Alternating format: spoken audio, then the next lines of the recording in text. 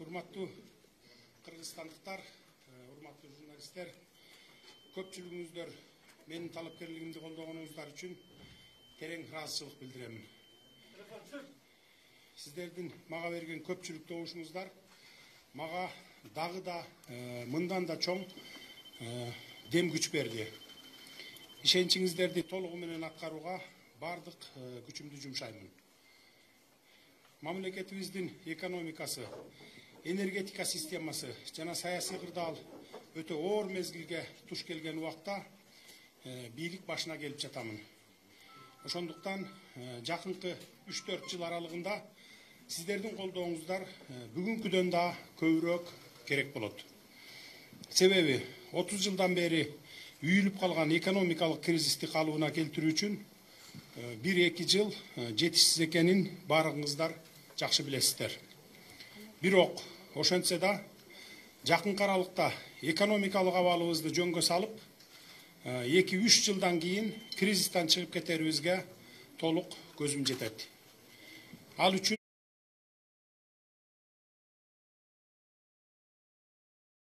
бизге саясий стабилдүүлүк зарыл.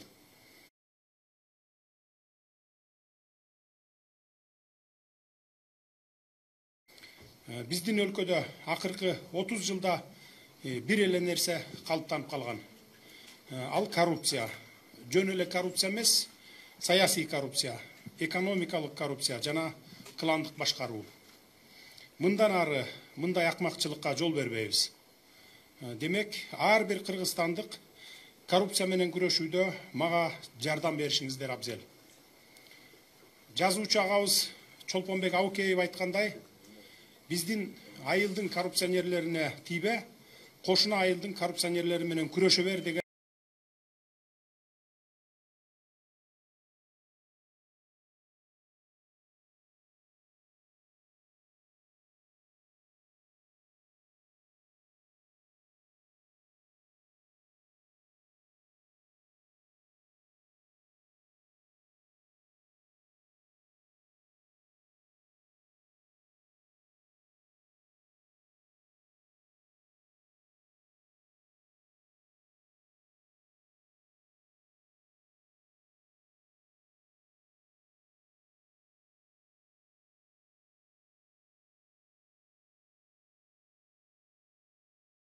биздин айылдын коррупционерлерине тийбе, кошуна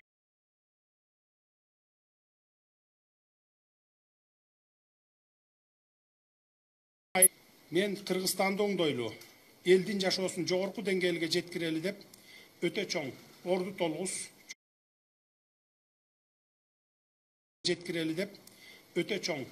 толгус жоготууларга учурадым. Эгер мен ошол кыялдарымды ишке ашырбасам, мени атамдын, энемдин, баламдын арбактары кечирбес. Бирок мен жалгыз ал кыялдарымды ишке ашыра албайм. Мага бүгүнкүдөй эле сиздердин жалпы элдин колдоосу керек болот. Анткени коррупционерлерди, ууруларды жок кылуу өтө оор. Уурулардын тили буудай кууруп, баштары компьютерде иштеген, жети баштуу ажыдар сыяктуу адам сапатынан чыгып, кайсы жолдор менен уурдап, бирок кантип жооптон кутулуп кетүүнүн жолдорун тыкыр өздөштүргөндөрдөн экен. Урматтуу мекендештер, ар бир мамлекеттин байлыгы бул анын эл журту. Биздин эл журтубуз акыркы 30 жыл ичинде ушул коррупционерлердин айынан чет өлкөлөргө чачырап кетишти. Бүгүнкү күндө 2 миллион элибиз сыртта жүрөт. Биз аларды жакынкы арада кайтарып келишибиз керек. Ар бир үйдөн жок эле дегенде бирден мүчө чет өлкөлөрдө жүрүшөт. Аларды кайтарууга ар бир үй бүлө кызыктар. Мамлекетибиздин 5 миллиард долларлык тышкы карызынан кутулалы. Ага жетүү үчүн баарыбыз бир жакадан баш, бир жеңден кол чыгаралы. Дагы бир нерсени баса белгилеп айта кетейин. Биз кыйынчылыкты ынтымак менен, биримдик менен жеңерибизди унутпасак. Кыргыз Республикасынын президенттигине талапкерлигин көрсөткөн атаандаштарыма да чын дилден чыккан терең ыраазычылыктарымды билдирем. Азыркы тапта ынтымактан кетип, бири-бирибизге акарат айтуу, жалган маалымат, ушак айың менен алпырышуу олтуранын эч кандай кажети жок. Мындан биз өлкөбүзгө зыян гана алып келебиз. Президенттикке өз талапкерлигин койгон инсандарыбыздын көбү иш тажрыйбасы бар. Мекен үчүн зор кызмат өтөсөм деген дасыккан чоң саясатчылар. Биз алардын иш тажрыйбасын, жаркын идеяларын өлкөбүз үчүн жумшоого тийишпиз. Ошондуктан ата-андаштарыма Кыргызстандыбыздын келечеги, өлкө тагдыры үчүн жеке кызыкчылыктарыбызды сүрүп чыгарып, бирге олтуруп, кеңешип, кеңири маектешип, ынтымак менен биримдикте иш алып барганыбыз эң туура деп айтып кетер элем. Менин жүрөгүмдө кекчилдик, өч алуу же ташбоордук деген терс сапаттар жок. Менде бир гана Кыргызстанды бакубат, өнүккөн өлкөгө айландырсам деген тилек бар. Урматтуу мекендештер, келиңиздер, Кыргызстаныбызды кубаттуу мамлекетке, элибизди ынтымактуу элге айландыралы. Ар бирибиз мекенчил бололу. Бар болуңуздар, көңүл бурганыңыздар үчүн терең ыраазычылык билдирем. Уважаемые кыргызстанцы, выражаю вам огромную признательность за то, что большинство из вас поддержало мою кандидатуру. Ваши голоса, отданные за меня, наполняют меня силой и уверенностью, дают заряд на предстоящую работу. Я приложу все свои силы, чтобы оправдать ваше доверие. Я прихожу к власти в тяжелейших для страны условиях. Повсеместный кризис, да и политическая ситуация оставляет желать лучшего. Поэтому я еще раз нуждаюсь в вашей поддержке на ближайшие 3-4 года, чем сегодня. Вы все хорошо знаете, что для меня решение накопившихся за 30 лет проблем 1-2 лет недостаточно. Несмотря на это, я уверен, нам удастся в скором времени исправить экономическую ситуацию в течение 2-3 лет, выйти из кризиса. Для этого нам нужна политическая стабильность. За прошедшие 30 лет в нашей стране коррупция запустила свои корни практически во все сферы нашей жизни. Отныне мы не допустим такого безобразия.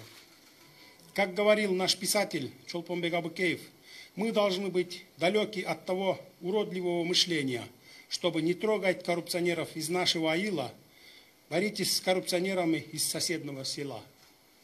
Каждый кыргызстанец должен внести свою лепту в борьбу с коррупцией. Мы не повторим ошибки прежних властей. Вся работа будет вестись открыто и прозрачно. Двери правительства всегда будут открыты для народа. Все предложения и насущные проблемы будут обсуждаться открыто, с участием гражданского общества. Мы не допустим политических гонений, но и мы не будем укрывать нарушивших закон.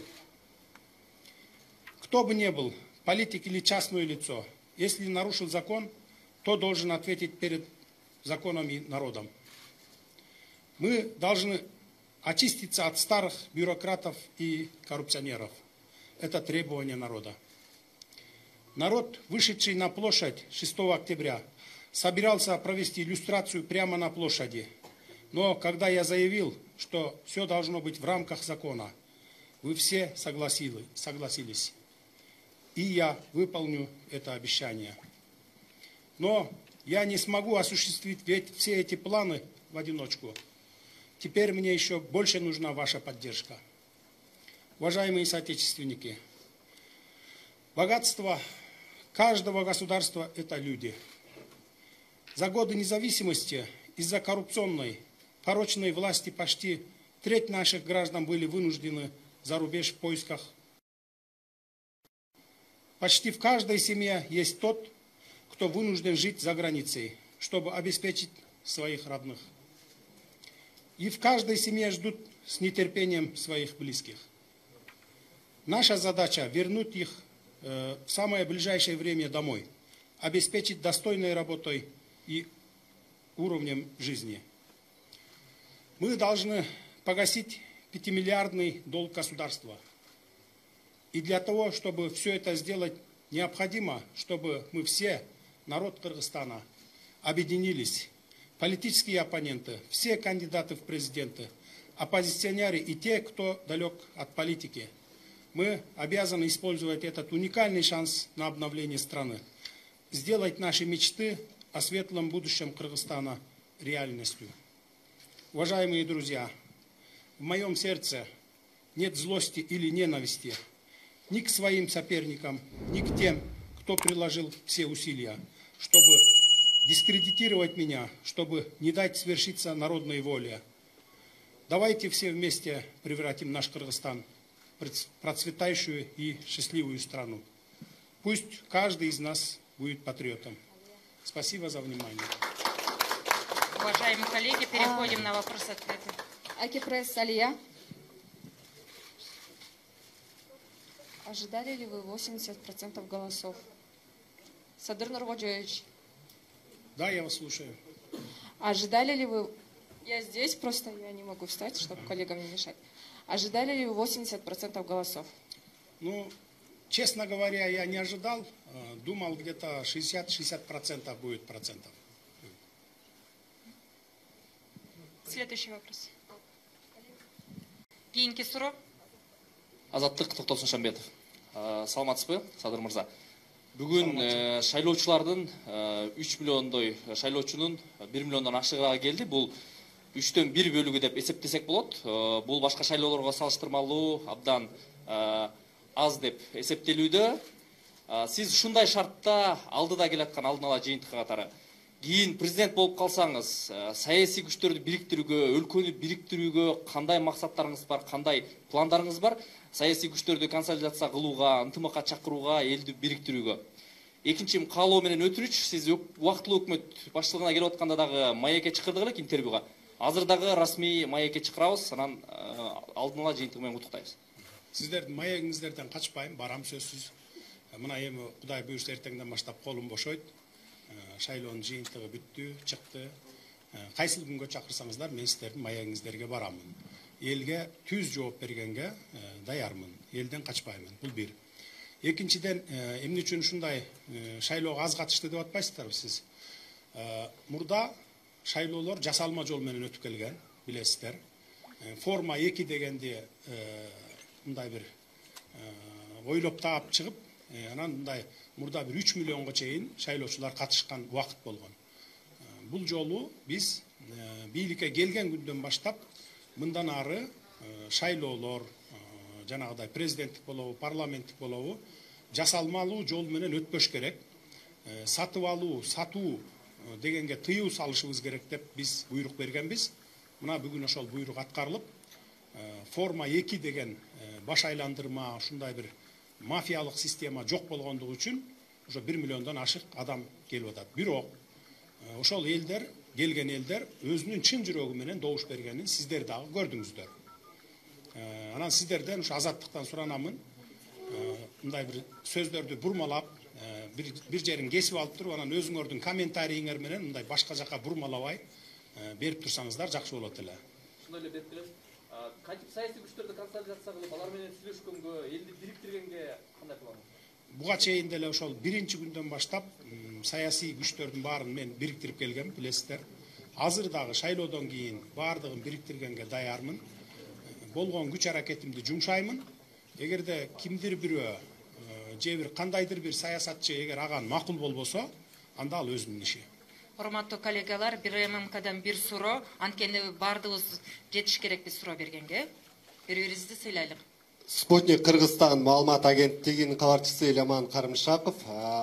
Садыр Нургожоевич айтсаңыз, азыр мына референдумдун алдын ала жыйынтыгы боюнча президенттик башкаруу формасын тандагандар алдыда бара жатат. Эми ушул президент башкаруу тандалгандан сиз кандай ойлойсуз? Бардык бийликти көбүнчө президентке өткөрүп бересизби? Парламентти алсыраткан система түзүлүш керек деп ойлойсузбу? Же парламент менен президентте